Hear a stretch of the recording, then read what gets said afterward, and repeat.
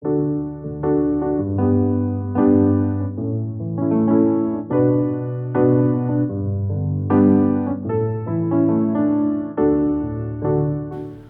of the most significant abstract art movement started in Germany, and especially in Bauhaus. Bauhaus was an art school that Walter Gropius started, and the most significant element of the school that he hired instructors, not just as fine artists, but he intentionally hired craftsmen and artists who are actually practicing and creating in their studios.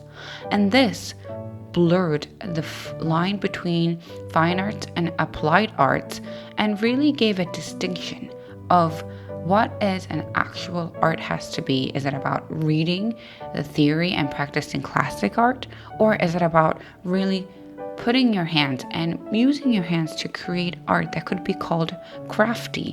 And I am reflecting on my own art as well.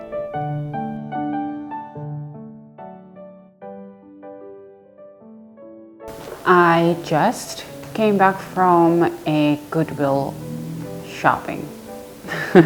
So originally I have been looking for a rocking chair for my studio because I read all the time, and I used to read in my bed all the time because I didn't have a cushioned chair or rocking chair or any chair for me to sit and read and look out the window.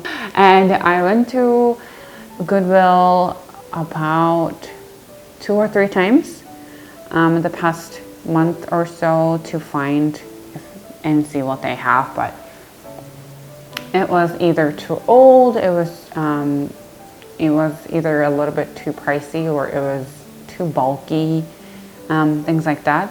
But today I was like, this is the last chance I'm gonna go. And after I did my studio makeover, sorry I didn't film that, but it looks amazing now. I was like, oh, I have so much space now. I really want a chair now. And I wanted to get out of home today because I haven't been out for like 4 days.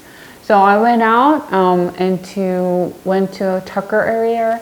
That's where Scrapblend is. I've introduced that again before in my vlog.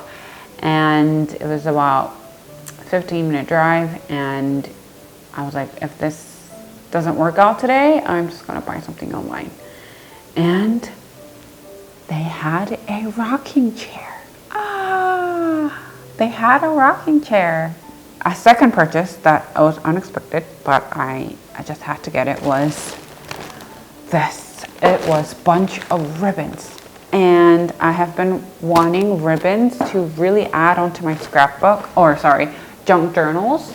So I love adding fabric and ribbons on the actual signatures like this. I'm gonna show you a green one.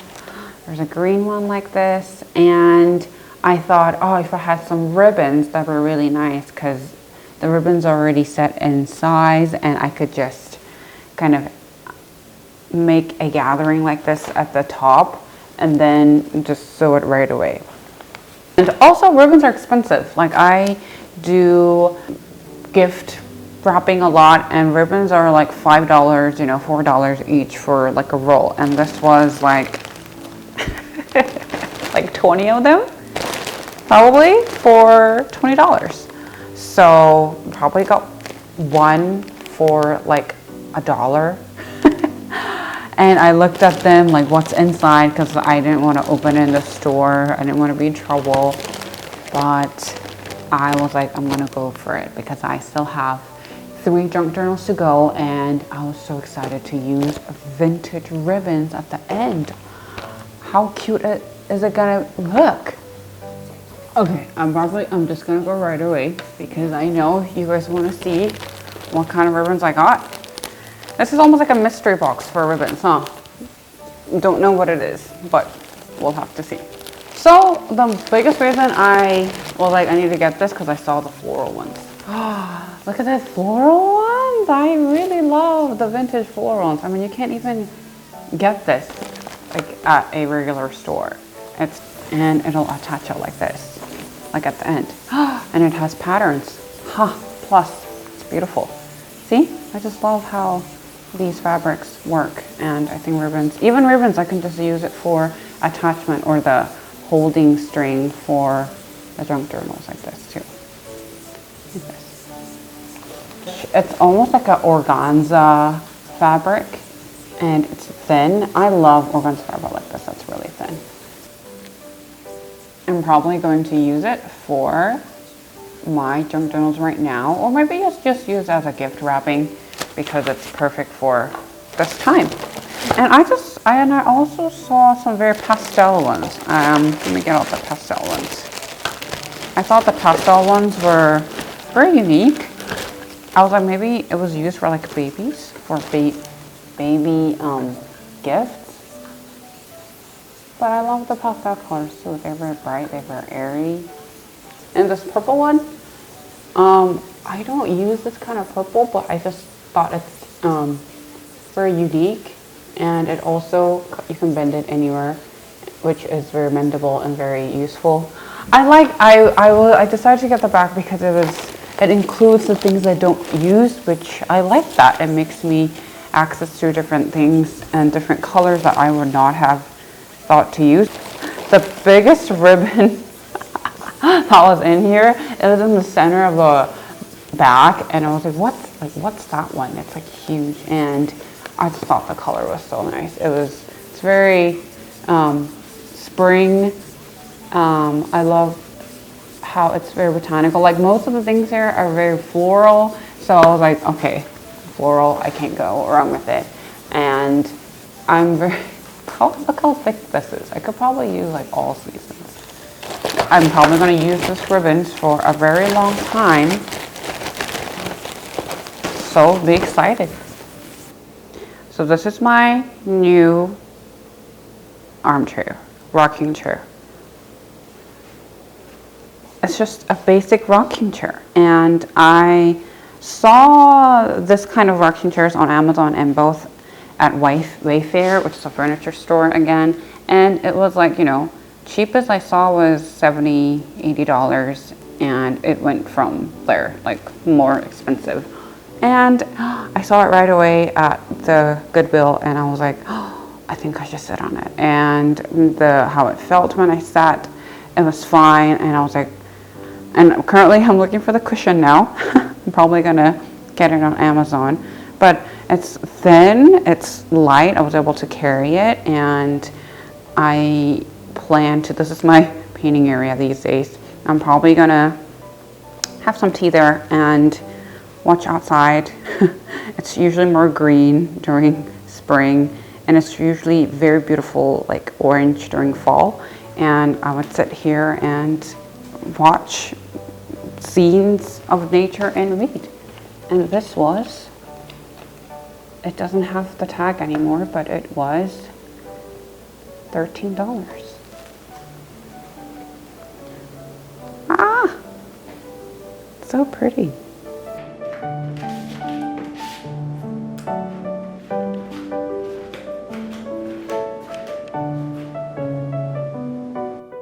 I used to hate the word crafty about my works, and I would abhor hearing about any comments that just describes my work that is like a result of a child making in their crafts room.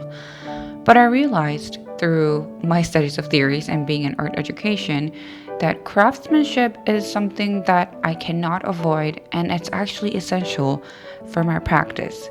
And as a person who was in art education for a really long time, there needs to be the right balance between fine arts and applied arts, meaning I need balance in between reading about the classical masters and the theories to really strengthen my practice and my concepts in my work, but I also cannot give up my diligent discipline of time where I apply my works with my hands and really practice my hands going.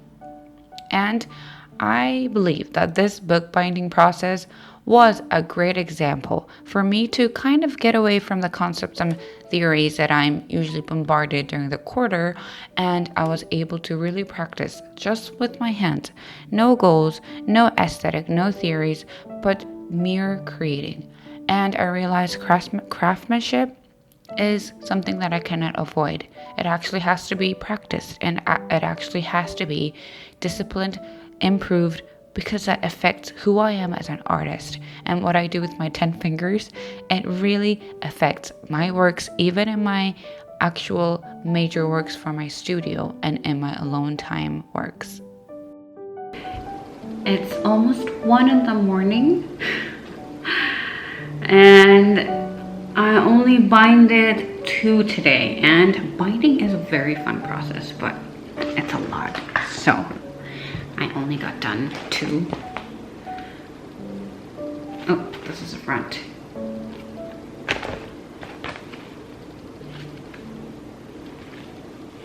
I just love how it looks when it's binded. I think it's so pretty. Yeah. But I only have 2 done. And I have 4 to go. And it's taking a really long time, but it's such a satisfying craft. Like it's just layers of different process, and you're building a journal out of nothing, which I just think it's a great gift. It just takes a long time if I do. I mean, it's because I'm doing 7 journals. I'm probably gonna have actually 9 journals at the end, and I just wanted to show you my studio bombarded with stuffs. So this is my main table, and surprising fact, I clean this table every single day after everything is done. So here, this is a small journal that it's actually made from a notebook that I don't use. I just took off the cover, as I mentioned before, and I added some fabric. Oh, I just think the lace looks really cute. And this is also, journal is almost done. This is also handmade, but this was one of the first journals that I just added some fabrics at the edge, and I'm probably going to add some charms here. And this has to be binded too. It hasn't been binded yet. And those 3 fabric journals that you see over there, that has to be binded too.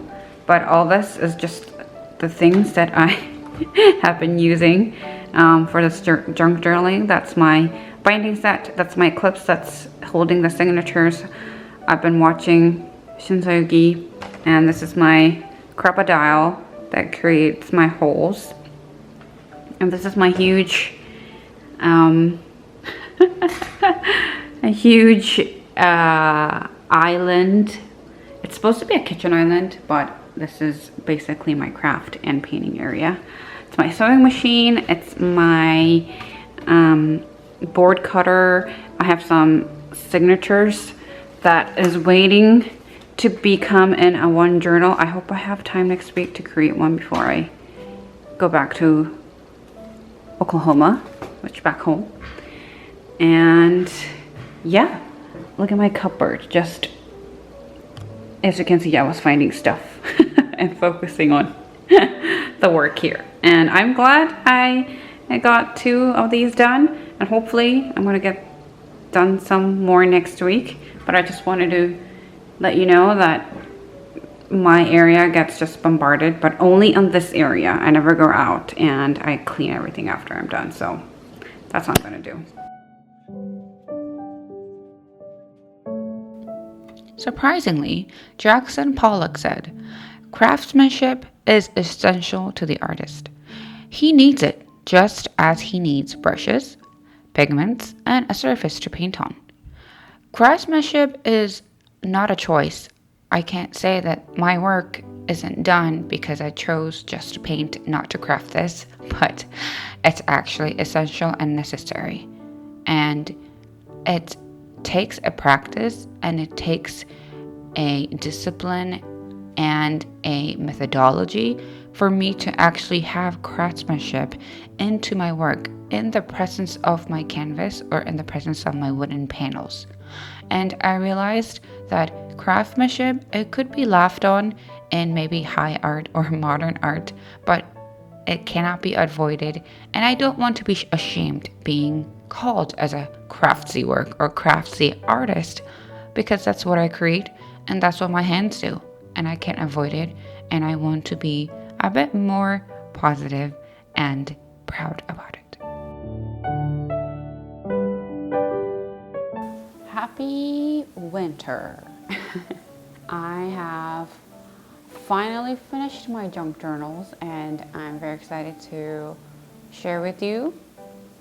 I'm not going to go through every single journal. I have 8 journals, so probably not, but I am possibly going to have a full journal show plus explanation vlog following after this. So if you want to see in detail of all the journals, please wait a little bit and it'll be uploaded soon.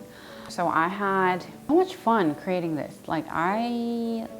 It was like the reason I woke up in the morning. I was like, I want to create this, and I've been wanting to make some journals by my own because journal is a very important tool that I carry all the time as an artist and to really organize my thoughts, and as a person with a lot of thoughts. I love journaling, and I always organized and bought journals, but I realized I don't write that much on a bought journal, but with a journal that I made or journal that I've gifted, I write it somehow. And I realized just as I love wearing used clothes or thrifted clothes, or these are all thrifted clothes, or something that has a human touch or time or love or care into it, I react. And I realized I really want to make a journal sometime. And because of amazing YouTubers who has great tutorials and tips, I'm probably going to link them down, that who I have been watching and learning from. I was looking at them during the whole quarter. I was like, I'm getting ready to make this, but after the break starts.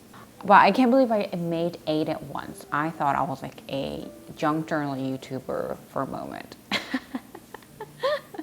And I realized it takes a lot of time. And I realized I have a lot of things to give. And I was excited to really put those things into the journal like a packet of gift. And just making them made me think, or made me feel like I'm receiving these journals myself. And I was very excited to create these. So this is one of the fabric journals, and so the base is like a paper bag inside it. So inside this all felted fabric, there's a paper bag in it from like Panera or Amazon, and everything else was, after the base, everything else was topped with felt and just leftover fabric. This is just all leftover fabric, or fabric that I bought from like Goodwill or thrift store, like leftover quarters. I went all out with my button charms, but I kind of like the short terms too. And I added a little name tag here. And you probably remember me making signatures. And these are signatures of the botanical book that I got at Goodwill. And I added some envelopes, and I have about 2-3 envelopes per book. And in the envelope, I added my Polaroid photos. There are photos of, what is this photo? This is a photo of myself. So I have memories of, documents of memories to my loved ones. And I have some other bits and pieces of paper and stickers so they could use it on their own journaling process. So that's that. And I just have some leftover paper. These were all paper that I dyed myself. as you can see. And only some of them have my actual mixed media sketches on watercolor. These are actual, you know, artworks that I practiced, but I have some left over in my drawer, so I wanted to add them just to add a little bit of art in there. I think next time I'm probably going to add more art in there. Maybe draw some small arts. And this is so I have a packet of Georgia O'Keeffe postcards, and I just stapled them so they could use, if they want to use a postcard. And I went to Georgia O'Keeffe's museum and her house and her ranch at Albuquerque last year, and just also sharing another memory. I just thought adding Polaroids and sharing my memories that they might not know or would realize, like how I take photos and showing the world that I've seen. And this is I love how there's a spread of like a whole garden. This is also retrieved from the botanical book that I bought, and I just think it's beautiful when you spread it out.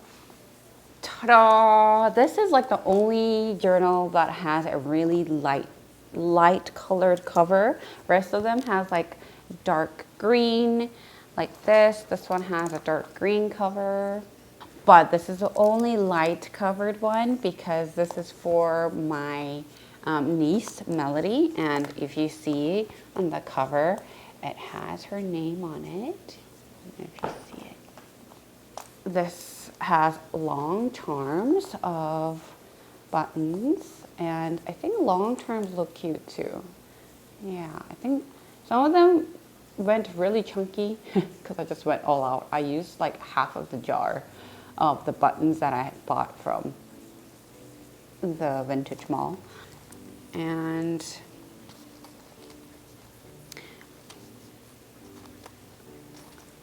a little tag, just a little tag that. So at front, I have a photo with her, like straight away, so she can remember.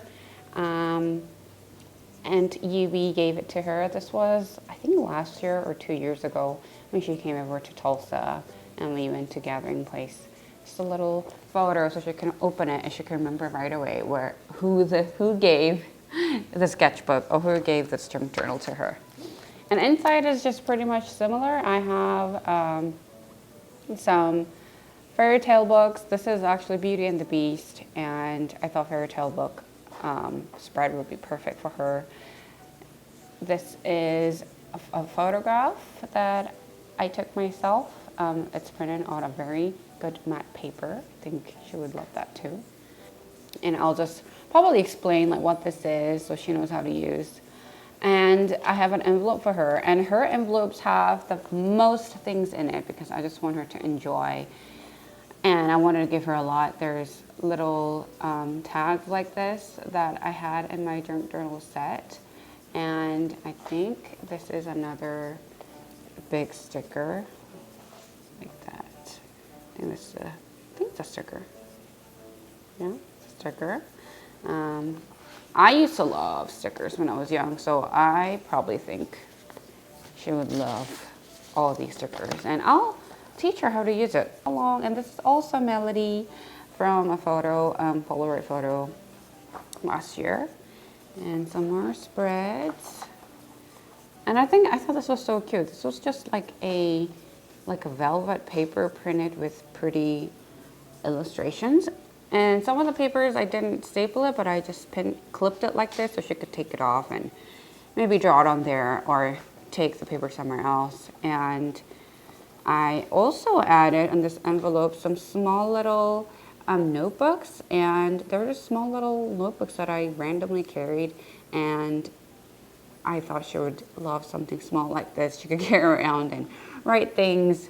I used to love notebooks like all the time when I was small, and I used to love small ones somehow. I just thought they were so cute and petite to carry. Now I have a photo of me too, just me, so she can remember who I am and my face. She probably haven't forgot, but just in case. It's kind of thin here. I wonder why it's so thin. Maybe it was just made by like one of those Amazon little packets, and I put a cardboard over here again. And this tutorial was by Johanna Klo from her Teachable website.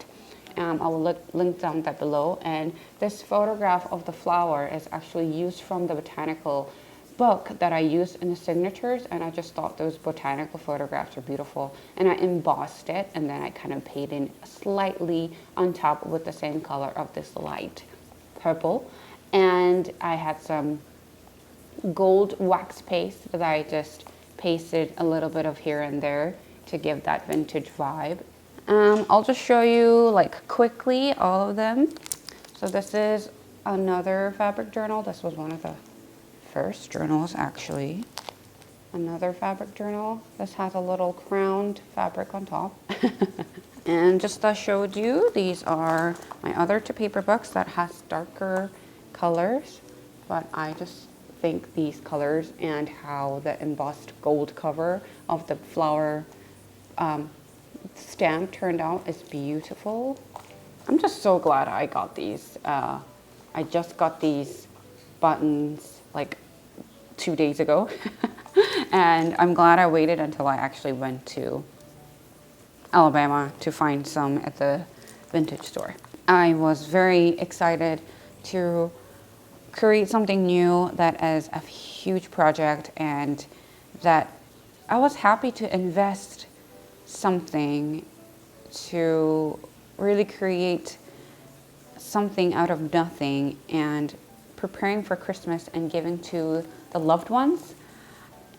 It's just a joy. And I think one of the calling as an artist for me is also to create, but also to really share to the people around me. And that's why I really wanted to create as many as possible so I can share the talent that I have to the people that I love or the people that is very close to me. And I think that would be the happiest moment as an artist at the end of the day, that somebody knows my art, somebody has my art in their drawer or on the back of their wall. So I'm excited to really give these out to the world, to the people that I love for Christmas. And I hope you are creating in winter, even if it's cold, even if it's some days you don't want to do anything. I hope you're creating something new and creating something for the people that you love, and to really share your precious talent to the world, because it's precious and it's beautiful. Thank you for watching this vlog that has been very long but very fun for me. I hope you're inspired. Hopefully see you in my next art vlog. Bye. Bye.